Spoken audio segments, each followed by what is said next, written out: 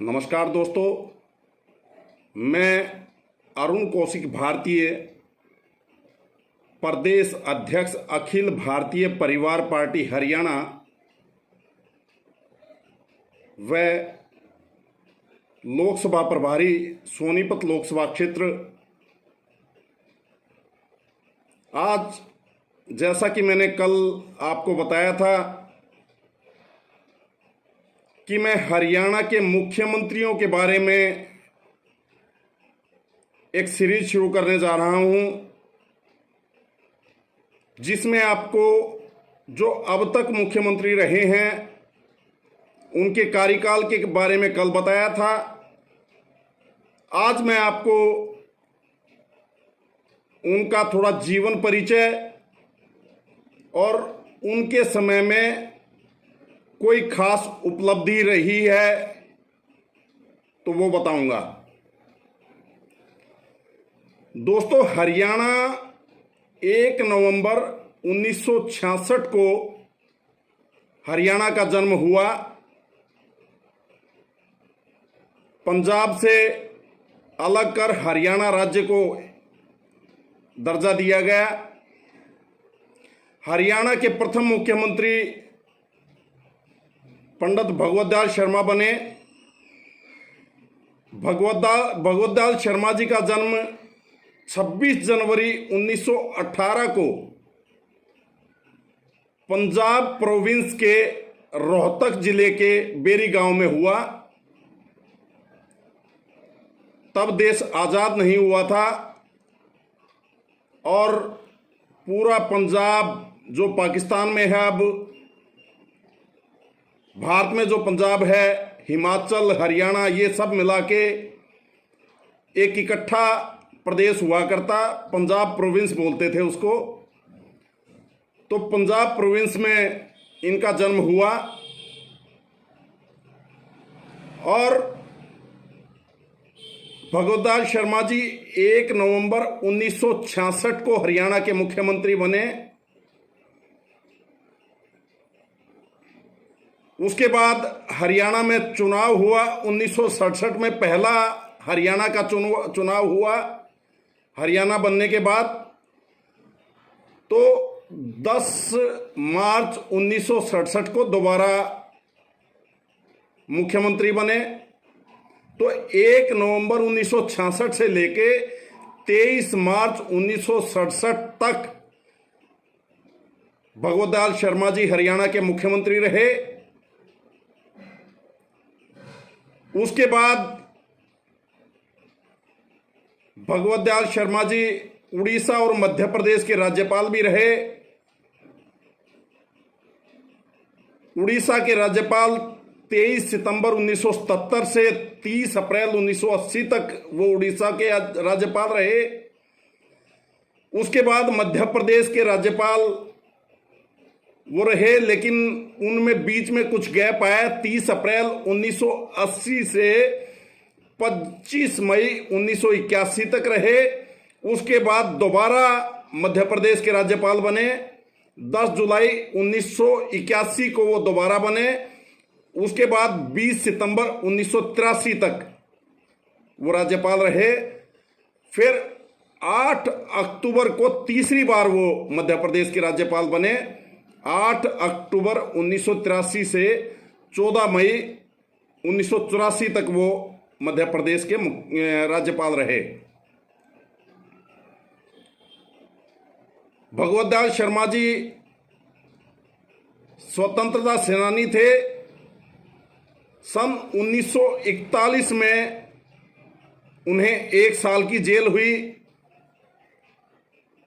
उसके बाद 1942 में फिर उन्हें 3.5 साल तक की जेल की सजा हुई। वो इंटक से जुड़े रहे। कांग्रेस की एक इकाई है Indian National Trade Union Congress. तो Indian National Trade Union Congress के भी वो अध्यक्ष रहे। पंजाब,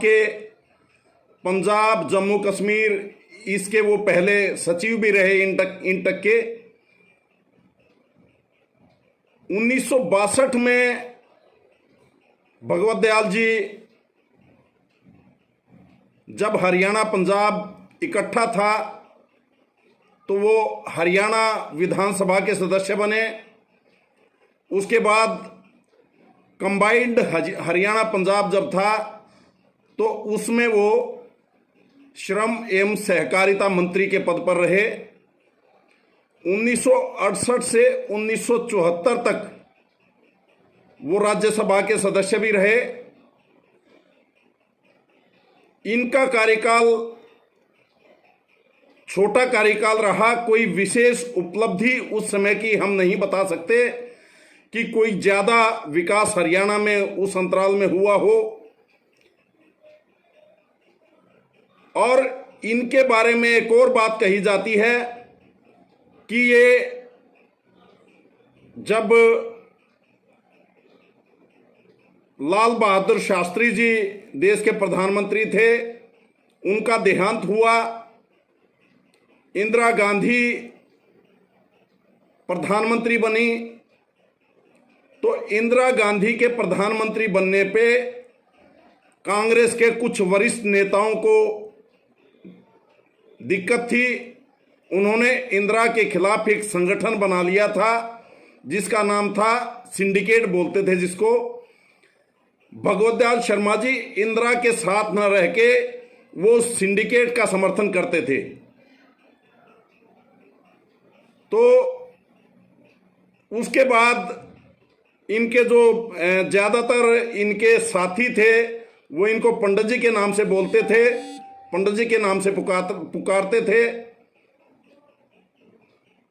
कुछ एक इनके कार्यकाल की ऐसी वो भी बताई जाती हैं कि जातिवाद का भी कुछ इस तरह का वो हुआ।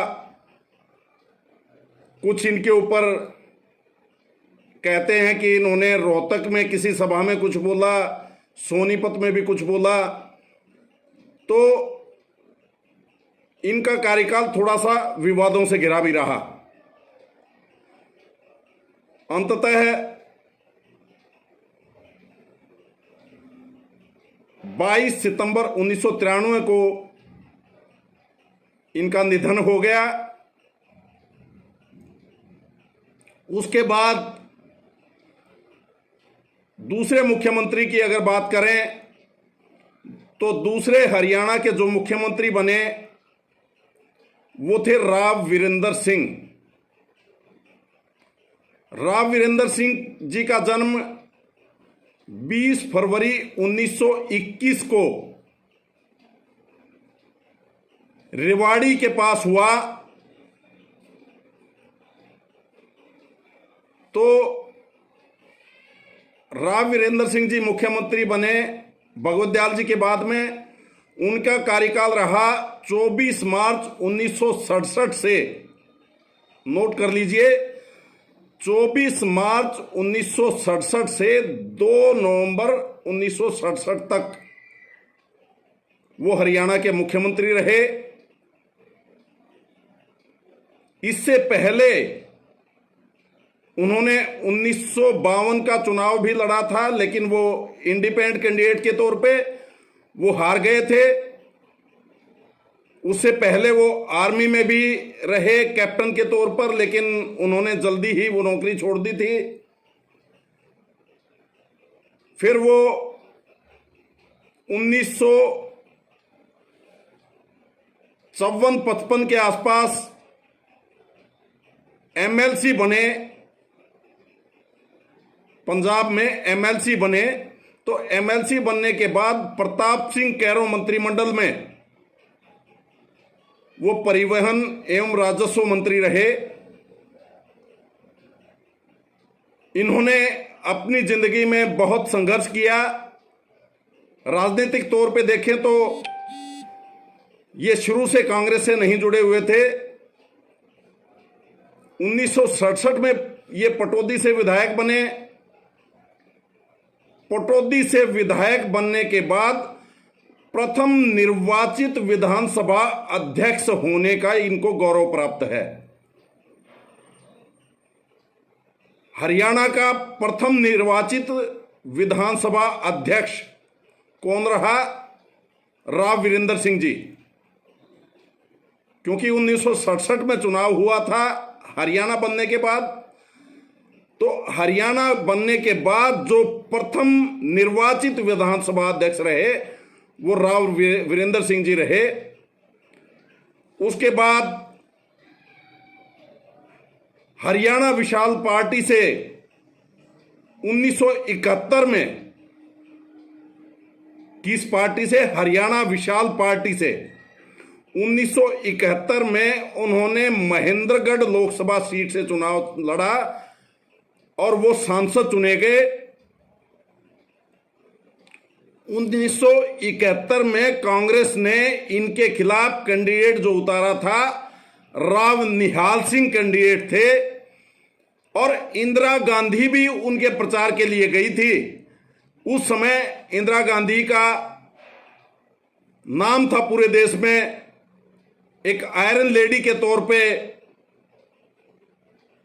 वो देश में मशहूर हो चुकी थी, क्योंकि पाकिस्तान को हराने के बाद देश में उनको एक विशेष सम्मान मिला था।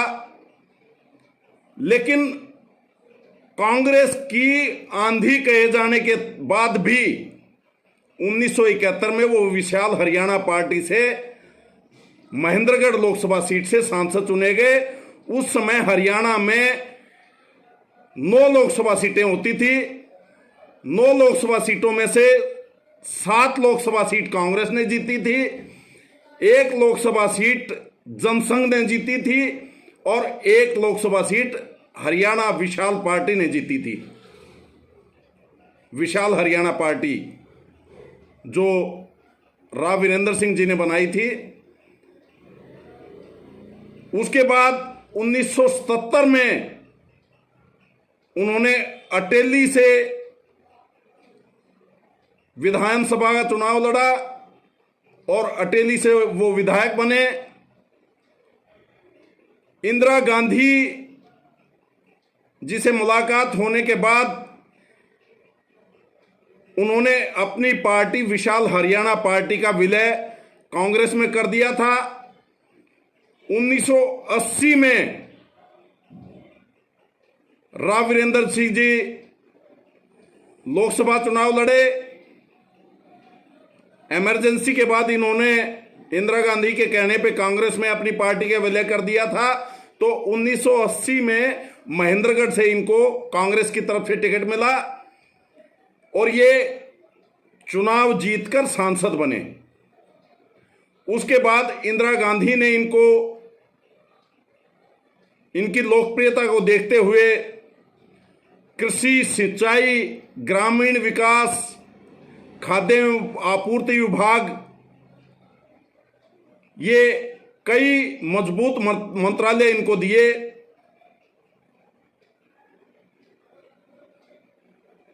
इन्होंने मंत्री रहकर अच्छे काम किए।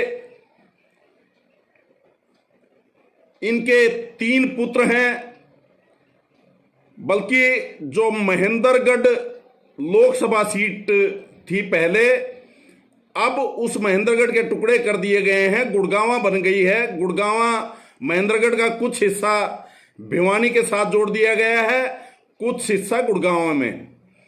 लेकिन रामपुरा हाउस के नाम से इनका जो रेवाड़ी में अपना निवास स्थान है वो रामपुरा हाउस के नाम से फेमस है।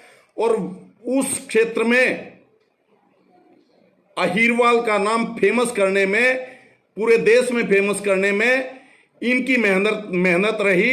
अहीरवाल के नाम से वो क्षेत्र पूरा भारत में फेमस हुआ और महेंद्रगढ़ सीट पर इनका वर्चस्व था। अब अगर गुड़गांव सीट भी लें, उनकी मृत्यु के बाद भी इनके जो पुत्र हैं राव इंद्रजीत सिंह, वो सब में भारी पड़ते हैं। आज भी रामपुरा हाउस का अपना वर्चस्व है। अंततः इन्होंने 1996 में एक्टिव पॉलिटिक्स से संन्यास ले लिया था और 30 सितंबर 2009 को इनकी मृत्यु हुई। तो ये हरियाणा के 2 मुख्यमंत्रियों के कार्यकाल के बारे में और उनका कुछ जीवन परिचय आपको दिया है। तो कल मैं इससे आगे की कड़ी में हरियाणा के तीसरे मुख्यमंत्री जो रहे उनके बारे में आपको बताऊंगा। तो मैंने अपना एक राजनीति के साथ साथ एक देखा कि क्यों ना राजनीतिक ज्ञान भी युवाओं को कुछ दिया जाए। तो उसी सोच को लेके ये युवाओं के लिए जो उनके एग्जाम होते हैं विभिन्न पदों के लिए, उनमें भी ये सवाल पूछे जा सकते हैं इनसे जुड़े हुए। तो युवाओं को इससे फायदा होगा। मैंने ये सोच के कि राजनीति के साथ साथ राजनीतिक ज्ञान जो मुझे है वो मैं युवाओं को देने की कोशिश करूं। तो मेरी एक ये कोशिश है। अगर आप लोगों ने मेरा चैनल सब्सक्राइब कर लिया है तो अच्छी बात है, अगर नहीं किया है तो मेरा चैनल सब्सक्राइब कीजिए। मैं कोशिश करूंगा कि हर रोज एक वीडियो राजनीति के ऊपर जरूर लेके आऊं। पहले हरियाणा के मुख्यमंत्रियों की पूरी सीरीज कंप्लीट करूंगा, उसके बाद फिर आगे कोई और विषय लेके आऊंगा जिससे आम युवा को फायदा हो, जिससे छात्रों को फायदा हो। तो ये सोच के मैंने ये इस चैनल पे अपनी राजनीति के साथ साथ एक राजनीतिक ज्ञान देने की कोशिश मैं कर रहा हूं। तो इसमें भागीदार बने। जय हिंद, जय भारत।